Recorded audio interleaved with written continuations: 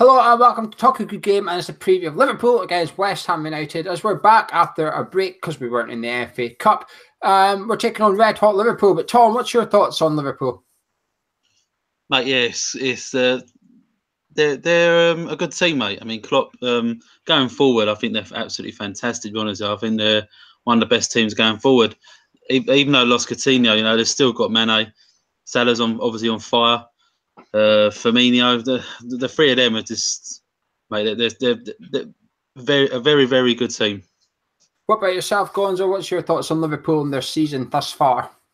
Yeah, I obviously echo what Tom said. Liverpool are my favourite team to watch, if you know what I mean. And I know Man City get the plaudits, but I like the fast pace. I think I think Liverpool are sort of Man City on steroids with some Olympic sprinters in there, if you like. Do you know what I mean? They just go from counter attack to attack very, very quickly. That's how I'd love us to play like that. I'd love us to have that much pace in the team, So very impressive. I think he was under a bit of a cloud, really. There's a lot of people up until quite recently were wondering whether he was actually any better than Brendan Rodgers, which was no bad thing, really, because he finished second anyway. Surely they got to accept that. The days of Liverpool dominating Europe are long gone, but I think they've got a team that they can probably be proud of, a team that they can get behind. Good, they've done very, very well.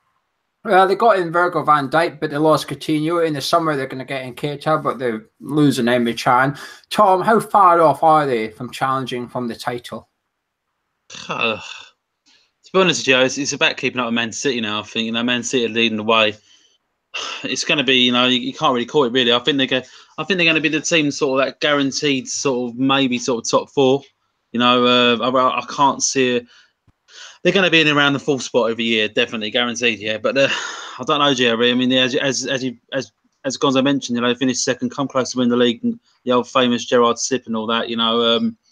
They're going to be there or thereabouts, but I just don't think no one's going to catch Man City for a very long time, mate. Personally. Gonzo, back to this season, City are running away with the title. Man, you're finally starting to wobble. Chelsea have had their ups and downs under Conte.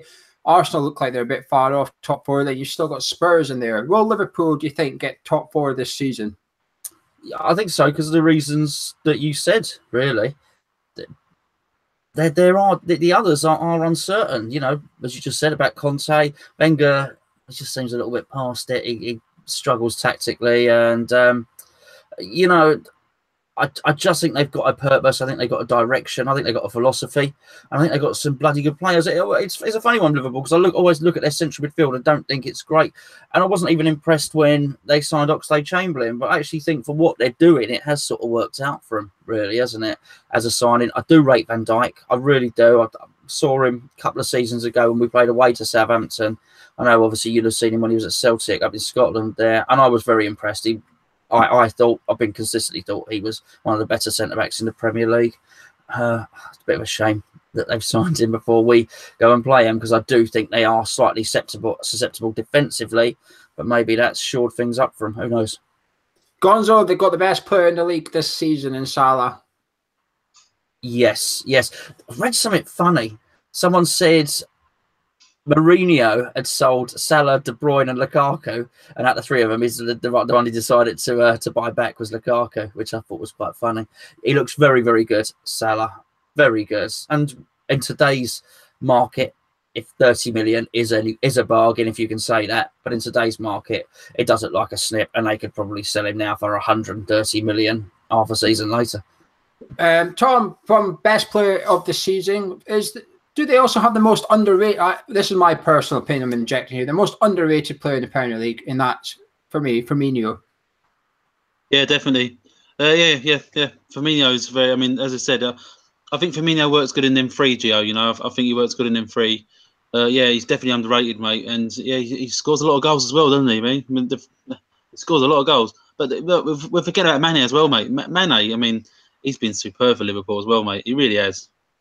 Yeah, they're a team I admire. I've never been convinced by Klopp. I still remain to be that convinced by Klopp, actually. But as you two have alluded to, I think they need a little bit of work in defence. Karius is starting to look like the keeper that Klopp thought he was buying.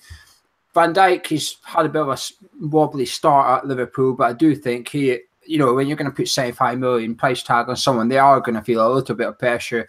He's finally stepping out of, with respect to Southampton, the small pond, and he's gone into the big pond now, and I think he'll be fine. I think next season we'll see the best of him. The centre midfield, I think, needs a little bit of work. Is Keita the answer? Possibly, but they're losing Emre Can, who I'm a big fan of. Their front three is just magnificent. I think Firmino is the most underrated, one of the most underrated players in the Premier League. Aguero and Kane get all the plaudits for striker, rightly so. But this guy's work rate is just ridiculous. And if we diddle on the ball at the back, he'll snap it off our centre backs on Saturday. But moving on to West Ham, before we do that, Liverpool have scored at least 2 goals in 9 of their last 10 Premier League games. So defence is going to be a focus. Gonzo, we normally do this, don't we? Don't change the winning team, but yes, we beat Watford. However, our left wing back was Antonio. Do we need to change that for Anfield? We do, and I do think also that seems like a long time ago, that game. I think if you were playing again within a few days or, 6-7 days, you don't change it. I think we've had a rest. I think some players have maybe, come back. So I would change it. Yeah, I forgot my glasses, but I can remember. Do you want to know my team? Who's your left wing back? Who would you be putting? Patrice Evra. Tom, would you be putting Evra in there? Or would you be moving Creswell into that position? Or would you be sticking with Antonio? Because at the end of the day, he did all right against Watford, got an assist, and we won. There's no, really, to be honest, there's no sort of right or wrong answer, really. If Moyes decides to stick with him, I can totally get the reason why he does. Obviously, as you said, winning team against Watford. But if Patrice Evra comes in, that's obviously his position. So, yeah, I mean, for me, either or, really. It's Creswell for me. I'd be pushing Creswell into that position. But Gonzo, you're creating a gap in your centre back now. So who would you be putting alongside Ogbonna? What other 2 defenders? No, Ginger and Creswell. And then okay, right, yeah, sorry. Evra's playing as the left wing back, and I'm dropping Zabaleta for pace reasons. Yeah, you're dropping Zabaleta for pace reasons. Yeah, so I've moved Antonio over, which is why I'm playing Evra. Okay, I get you. Interesting. Tom, would you be keeping Zabaleta or would you also be dropping him? I'll be keeping Zabaleta. He doesn't do anything wrong. Everyone mentions that he's lost his legs. He hasn't lost his legs for me. It just seems, he's played against Liverpool loads of times. He knows the crack, so I'll keep Zabaleta in there personally. I agree with you. He hasn't lost his legs, but I think what Gonzo means is he's just not got pace. And he was brilliant. He was brilliant against Watford. He was brilliant. I'm not saying that, but this one, I agree with what Gonzo's saying here. He's got. There's no doubts about his fitness, and come 90 minutes, he's still running about. The problem is when he's running about, he's not as fast as Mane. But I would be keeping him in for this one because I think Moyes' tactic's going to be sit on their own 18-yard box, because if Mane skins Zabaleta, he's got about 18 yards essentially. The chance of him creating damage from that is minimal if you've got that little space. But that's where Mo Salah worries me, because I've seen him get the ball in a pocket of space, and you've seen him against Spurs. He ran around 3 players and stuck it in from an acute angle. The angle was not in his favour, and he somehow got past Lloris. But moving into midfield now, this is the interesting one, Tom, because Lanzini's back. So do you put him in, and who do you take out? Because against Watford, you start Chiati, Noble, and Mario in midfield with Hernandez and Arnautovic up front. Lanzini can fit into either of those positions. So would you play him or would you rest him? Because he's just back from injury, and we've got Swansea next weekend. Oh, we've got to play him, mate. Lanzini's got to go straight back in. If we're going to have any sort of, if we're going to score a goal, as bad as it seems, if we're going to score a goal, Lanzini and Arnautovic have got to be together. That's the only real attacking threat we've got, really. And I can see that being mainly the main attacking threat that Moyes puts out. And I think the rest of them are going to be defensive-minded players. So would you drop Hernandez, Tom? I wouldn't want to see Hernandez drop personally, no, but I can see Moyes doing it. It's you're right. I mean, who does he do? I think he's going to put an Arnautovic up top. But who would you personally drop? You said personally you'd put Lanzini in, but you just said personally you wouldn't drop Hernandez. So personally, who would you be dropping to fit Lanzini in? Because I think this is a question which the viewers at home answer this one as well, because it's difficult because you're having to drop an informed player if you want to put Lanzini in. That's totally true, mate. But let's be honest here. We only really create if we've got Lanzini in, and at Anfield we're going to have to nick a goal on the break, because we are going to have backs against the wall. So Lanzini's got to go in. And I don't know personally. It's a tough. Hernandez will have to be dropped, mate. He'll have to be dropped. Gonzo, what about yourself? Would you be putting Lanzini in, and if so, absolutely. And unfortunately, we have to drop people that have done well in the last game, as I said with Zabaleta. you know, in my opinion, we're asking my team. I'm dropping Hernandez. Again, done nothing wrong. He's done everything right. He's been absolutely brilliant, of course, but I just don't think we can afford the luxury of a poacher in this one. And I also think we probably need to keep Mario rather than dropping him, because ball retention is going to be key. We're not going to have 50% of possession, but I do think the difference between having 25% possession and 35% possession is quite a lot. That's 10% extra breather for the defenders who are going to be up against it all game. So yeah, I'll be playing Arnautovic and Lanzini in that sort of joint role that we've seen them play, and keeping the midfield as it was. It's a very difficult one, this one. I don't think there's a right or wrong answer here. Arnautovic has to start. Noble has to start. Chiati sort of starts because no one else is a centre midfielder.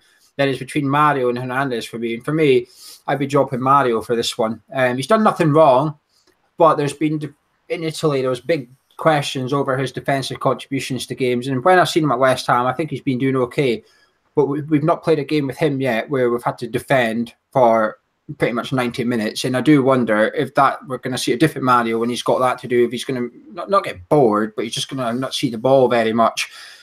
And Hernandez is a confidence player. I think we're all seeing that now. And I just think if you drop him, even if you were to explain to him, you're only coming out purely because we're playing counter-attack.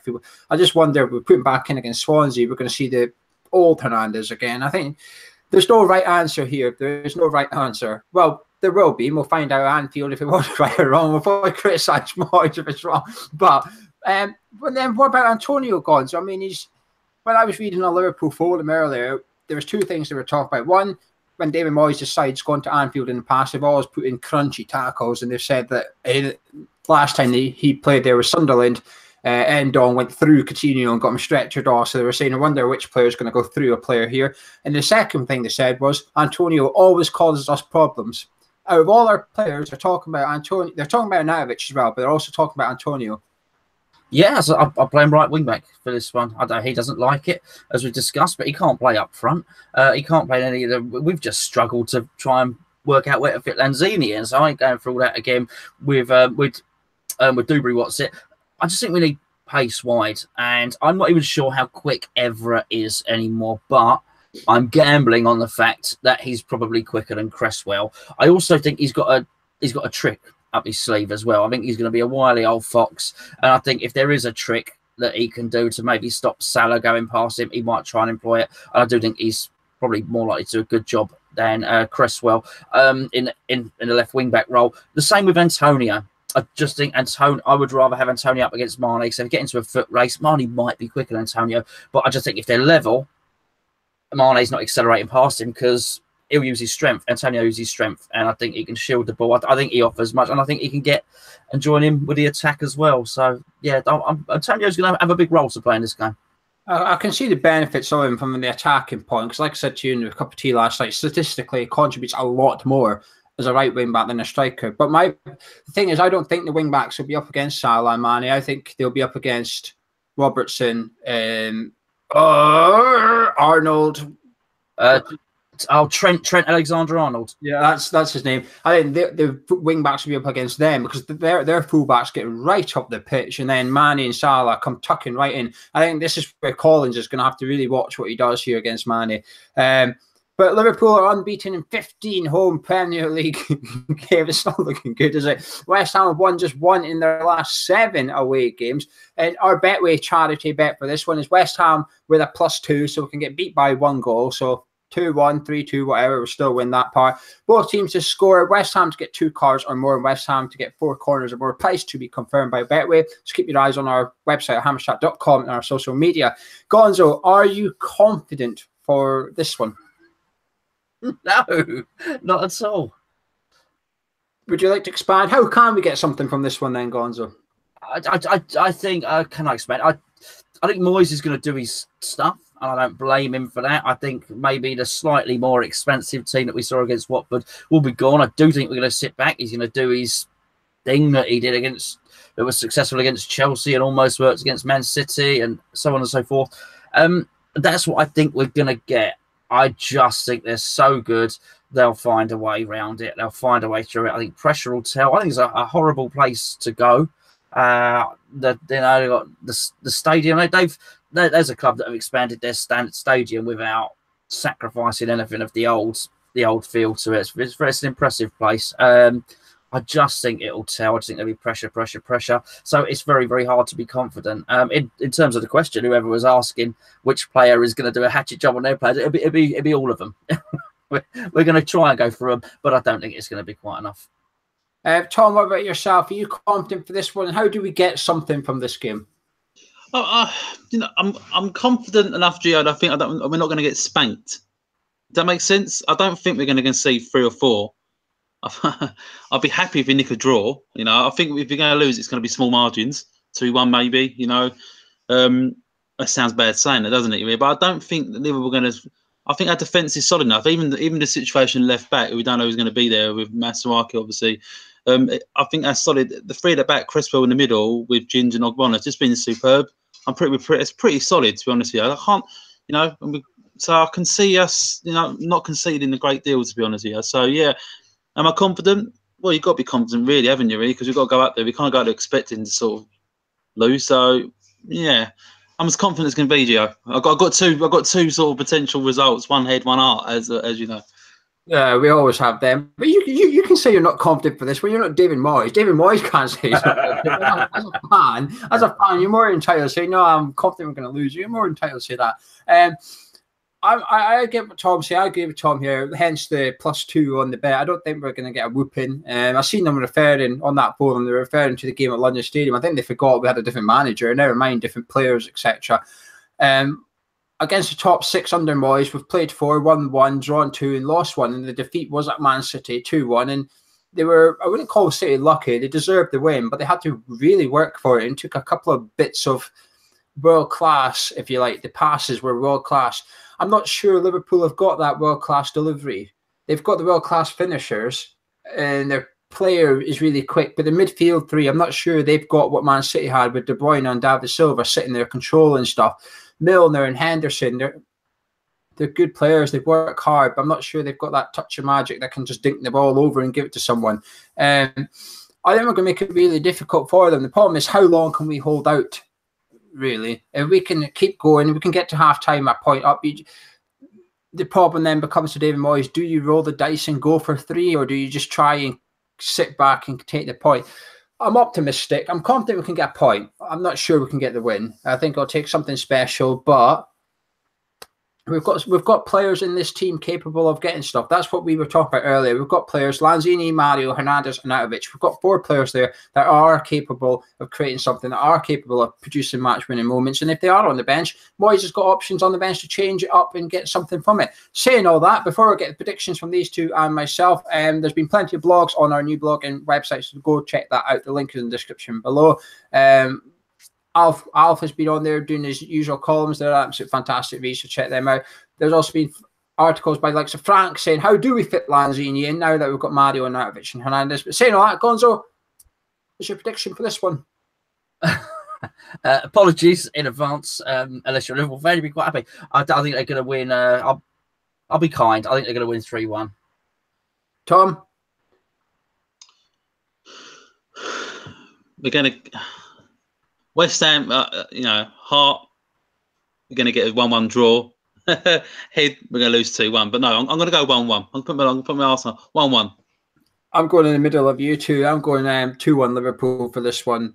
But do you know something? I know you two will agree with this. So I'm not going to come back to you. And that is, as long as we give 100% and we make it difficult for Liverpool to get the win, there's positives to take from that to an extent going into our next game, which is against Swansea. We somehow got relegated. I don't think we will. If we somehow got relegated, it won't be because we lose at Anfield. It won't be because of this. So bonus points, as we sometimes call it on this show at Anfield. And you can join us after the match, and hopefully we'll be discussing those bonus points. And we'll also be live at half-time. Some people have been asking for us to do it. We've not really been bothered this season, but too many people are asking. So we're going to bring it back for this Saturday. So at half-time, during the game, so 3:45, come back to the channel. We'll do a 10-minute show discussing the first half and what we think David Moyes should be doing for the second half. And we'll be back with our review, as always, after the game. See you then.